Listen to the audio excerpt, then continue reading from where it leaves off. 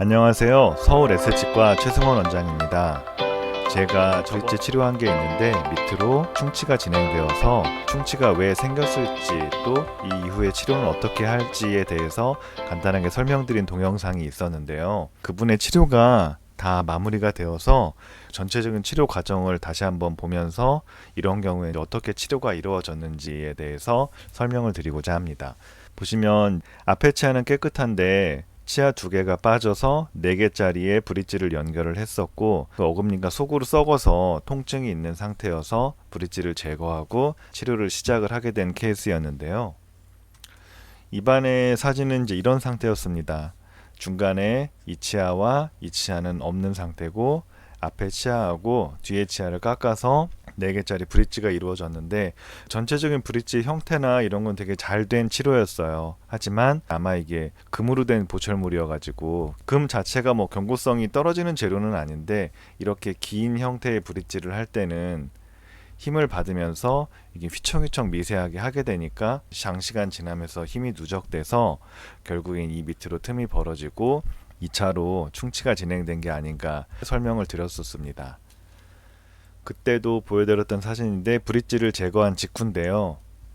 보시면 앞에 있는 치아는 그래도 주변 치아랑 비슷한 색깔을 띠고 있는 걸 볼 수가 있죠. 비교적 깨끗한 상태였고요.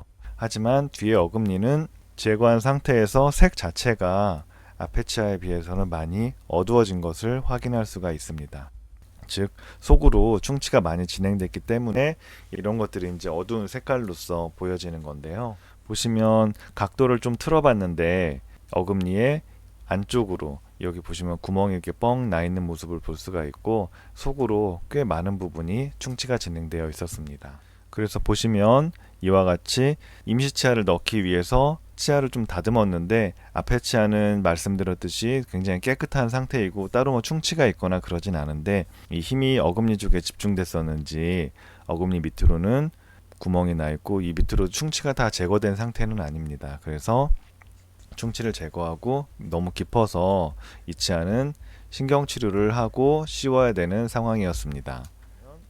그래서 다시 처음 엑스레이로 돌아가면 여기가 충치가 이렇게 진행되어 있고 치아 속에 그 신경이 들어있는 치수강 부위까지 충치가 진행되어 있어서 이 치아는 이제 어쩔 수 없이 신경치료를 하고 크라운을 씌워야 되는 상황이었고 얘는 그냥 크라운을 씌워서 할 수가 있는 상태였습니다. 이제 여기서 치료 방법은 2갈래로 나뉘게 됩니다. 앞뒤 치아를 잘 깨끗하게 정리하고 브릿지로 재치료하는 경우가 있겠고요. 두 번째는 그냥 치아 하나는 따로따로 씌우고 중간에 비어있는 부분에 크라운과 임플란트를 병행해서 치료하는 방법으로 나눌 수가 있겠죠. 각각의 장단점은 브릿지 같은 경우는 일단 치료 시간이 굉장히 짧습니다. 신경치료에서 정리가 되면 크라운 다듬어서 본 뜨고 브릿지를 제작해서 끼우면 되니까 일반적으로는 뭐 서두르면 2 내지 3주 안에도 치료를 마무리할 수가 있겠죠. 그리고 두 번째는 비용 면에서도 저렴한 부분이 있겠죠. 그 다음에 크라운과 임플란트를 했을 때의 장점은 얘의 장점이 여기선 단점이 될 수 있죠. 시간이 오래 걸리고 비용이 많이 들어요. 대신에 원래 치아가 4개 있던 자리를 2개의 치아를 이용해서 다시 브릿지를 하는 경우 이것도 최초에 브릿지를 했는데 결국엔 속의 치아가 썩었잖아요. 그래서 처음에 브릿지를 하는 시점에 비해서는 재치료하는 시점에 있어서 이 기둥이 되는 치아들의 강도가 처음보다는 많이 약해져 있습니다. 그 말은 다시 브릿지 치료를 했을 때 이 치아의 수명이 처음에 브릿지 한 것보다 오래 쓰기는 어렵지 않을까 그렇게 이제 생각을 해볼 수가 있는 거죠. 두 번째로 만약에 지금처럼 뒤에 끝에 치아가 탈이 났을 때 브릿지로 하게 되면 치아 앞뒤 치아 중에 하나의 치아가 탈이 나더라도 문제가 생기면 결국에는 4개의 브릿지를 4개짜리 브릿지를 다시 재치료를 해야 되는 상황이 옵니다. 이런 것들은 이 브릿지에서는 단점인데 크라운과 임플란트를 했을 때는 이런 부분을 이겨낼 수가 있기 때문에 장점이 되겠죠. 일단은 힘을 중간에 임플란트가 들어가니까 힘을 받는 거에 있어서도 훨씬 더 잘 발휘를 할 수가 있겠고 두 번째는 앞뒤 치아 혹은 임플란트 어느 것 하나 문제가 생긴다면 혹시라도 그러면 그 치아만 치료를 하면 되니까 장기적으로 봤을 때는 이쪽이 오히려 비용도 더 저렴하지 않을까 그런 생각도 듭니다. 처음에 브릿지를 치료했을 때 예를 들어서 크라운 하나에 50만 원씩이라고 치면 200만 원의 비용이 소요되겠죠. 근데 이 브릿지가 만약에 앞뒤 치아에 문제가 생겨서 재치료가 필요하다고 치면 10년 후에 또 200만 원이 소요될 거고 그 10년 후에 또 200만 원이 소요될 거고, 이거는 치아가 문제가 생기긴 하지만 발치하는 상황까지는 이르지 않는다는 가정하에입니다. 그리고 만약에 임플란트를 한다면 앞뒤 치아 크라운이 50만 원 곱하기 2면 100만 원이 소요되겠죠. 임플란트는 크라운보단 비싸니까 그냥 어림잡아서 요즘 서울시 임플란트의 평균 가격인 120만 원 정도로 잡는다고 치면 이거는 240만 원입니다. 즉 초기에는 340만 원의 비용이 들어가요. 초기 비용은 브릿지하고 임플란트를 치면 임플란트 쪽이 훨씬 비싸죠. 하지만 10년이 지났을 때 이 네 개가 동시에 탈날 가능성은 극히 드물어요. 뭐 어떤 하나의 치아가 탈난다 하더라도 브릿지보다는 탈날 가능성이 현저히 낮은데, 혹여 한두 치아가 탈이 났다고 하더라도 그게 뭐 임플란트가 뽑히진 않을 테니까 뭐 크라운 하나 정도의 비용을 만약에 유지보수에 쓴다라고 치면 10년 후에는 390만 원이 들어가는 거고요. 브릿지는 일단 10년이 지났을 시점에서 비용이 역전이 되게 됩니다. 물론 이제 이것도 꼼꼼하게 따지신다면 처음 목돈이 들어가고 10년 후에 현재 가치가 10년 후의 가치와는 다르니까 엄밀히 말하면 이게 정확한 말은 아니겠지만 알기 쉽게 비교해 드리기 위한 거라서 10년이 지났을 때 두 방법의 차이는 비용 차이가 거의 없다라고 생각을 할 수가 있다 말씀드릴 수가 있고요. 그러면 10년 후에 비용 차이가 없는데 과연 그 10년 동안 사용하는 그 질에 대해서 보면 브릿지 쪽이 임플란트가 들어가는 것보다는 쓰기가 좀 불편하겠죠.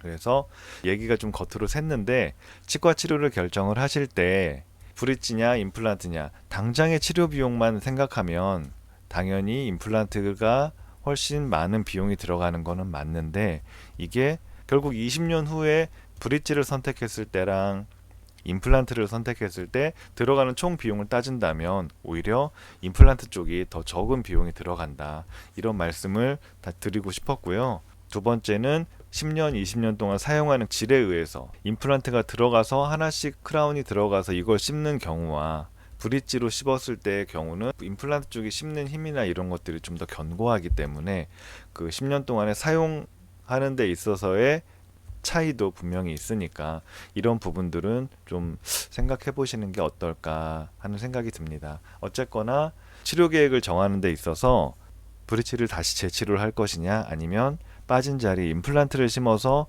만들 것이냐 라고 했을 때 이분은 아직 젊으신 분이었고 또 앞으로 오래 쓰셔야 되기 때문에 브릿지와 임플란트 중 임플란트로 치료를 하기로 결정을 하셨습니다. 일단 임플란트를 심어 놓은 사진입니다.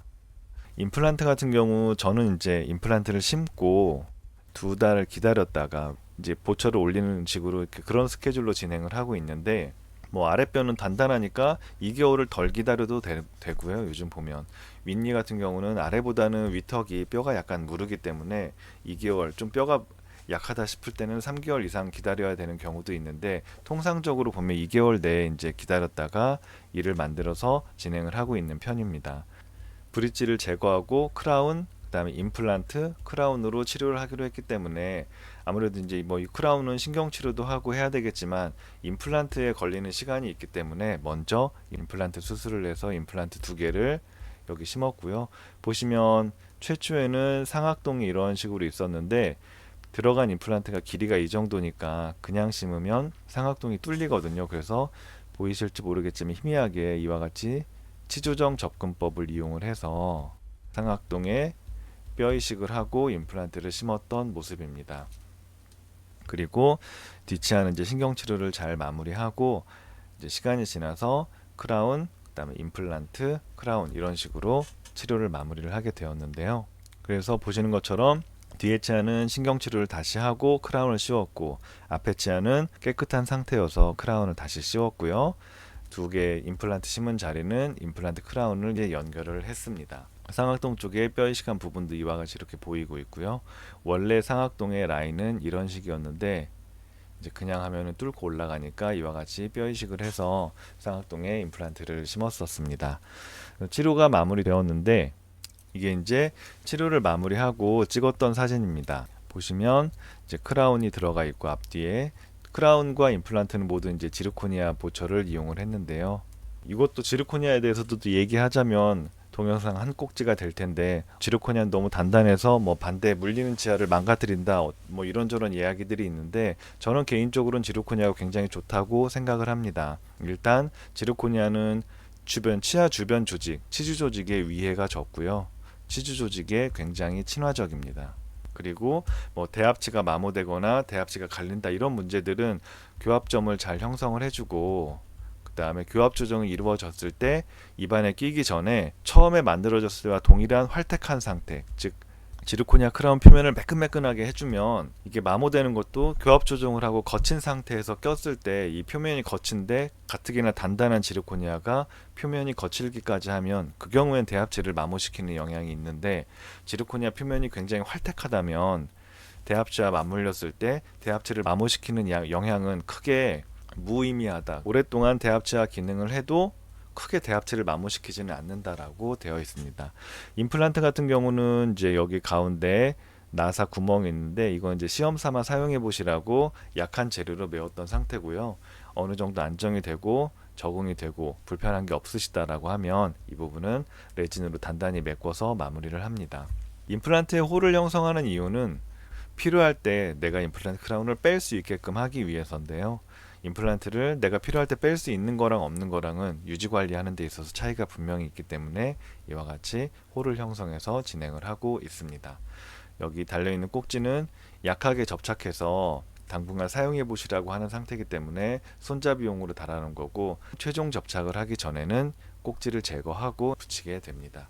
그래서 이와 같이 치료를 잘 마무리를 했는데, 치료 전후를 보시면 이게 이제 치료 전에 골드 보철물의 모습이었고, 이건 치료 후에 임플란트 크라운을 같이 낀 모습인데, 일단 제 눈으로 이제 볼 수 있는 차이점은 자연 치아에 있는 크라운의 사이즈는 뭐 큰 차이는 없어 보이지만 이 중간에 매달려 있는, 쉽게 말하면 이제 연결치고 저희가 뭐 이해할 수도 없는 단어인 뭐 가공치랄지 이런 말들이 쓰이는데, 그 연결치는 매달려 있는 상태라서 힘을 많이 받으면 안 되니까 일반적으로 교과서에서도 원래 자연치아보다는 사이즈를 좀 작게 만들어라 이렇게 되어 있는데, 임플란트는 그렇게 하지 않아도 되잖아요. 그래서 일단 씹는 면적이 더 넓어지니까, 맞물리는 치아와 접촉면이 넓어지니까 그만큼 씹을 때 효율이나 잘 씹히거나 이런 것도 좀 일반적으로 브릿지와는 다르겠죠. 보면은 임플란트로 이렇게 치료를 마무리를 했는데, 또 브릿지와 임플란트를 했을 때 차이점 하나를 더 말씀드리자면, 브릿지 같은 경우는 밑에 치아가 없잖아요. 그래서 잇몸이랑 맞닿아 있는 부위라서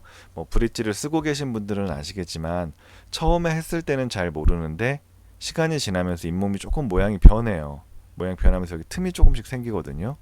근데 임플란트는 뼈에 임플란트가 심겨져 있고 거기서 직접 올라오는 거라서 자연치아와 비슷하게 여기 틈이 없어요.